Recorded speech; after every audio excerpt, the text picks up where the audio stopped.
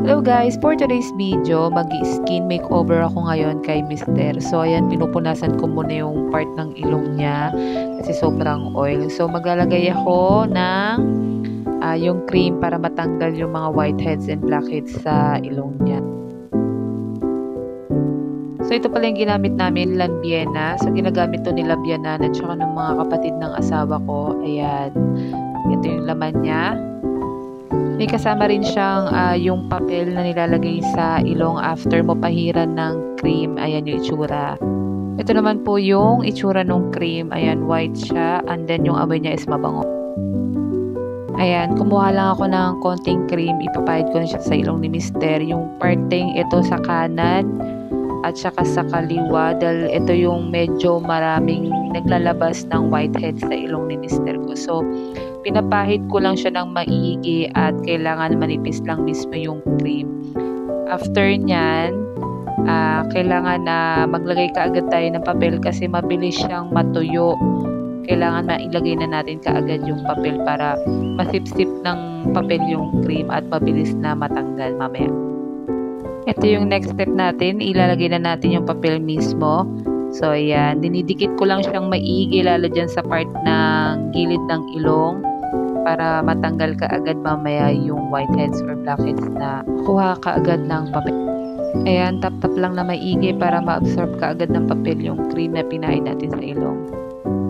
Ayan, naglagay na rin ako sa parting baba ni Mister para matanggal din yung whiteheads dyan. Guys, yung nakalagay pala sa description is 8 to 15 minutes dapat na ibabad yung cream sa ilong. Yan, nagsiset up lang ako ng 8 minutes. So, ayan na. 8 minutes after. So, hindi na natin tanggalin. It's time to remove na ng papel. Ayan, dahan-dahanin lang natin at medyo masakit lang siya pag once na binigla mo yung pagtanggal mismo ng papel.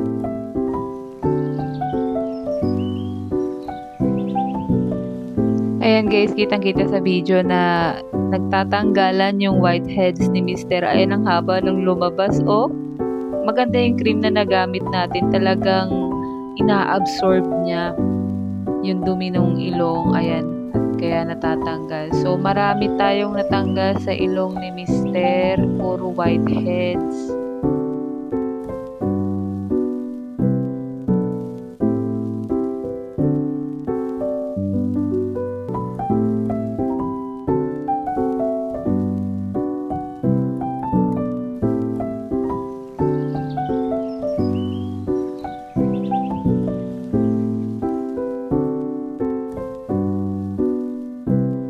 So yun guys, kitang-kita sa papel na marami tayong natanggal na whiteheads sa ilong ni Mister. Satisfied naman si Mister na natanggal yung mga yan.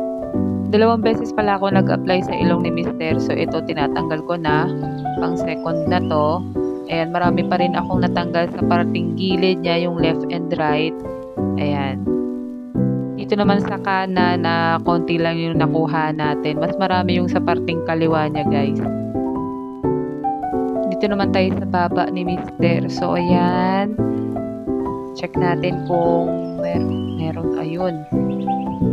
Meron, may nahagip. So, next naman natin itong sa baba. Ayan guys, marami nakuha. Pero mas marami nakuha ang buhok. Ito na guys, yung finished product. Pasensya na natatawa si Mister. Shy type kasi sa camera. Ayan. Medyo malabo lang yung video natin. Pero clear na yan. Kitang-kita yung ilong niya na wala na yung mga blackheads and whiteheads, lalo na dito sa parting baba. Ayan, oh.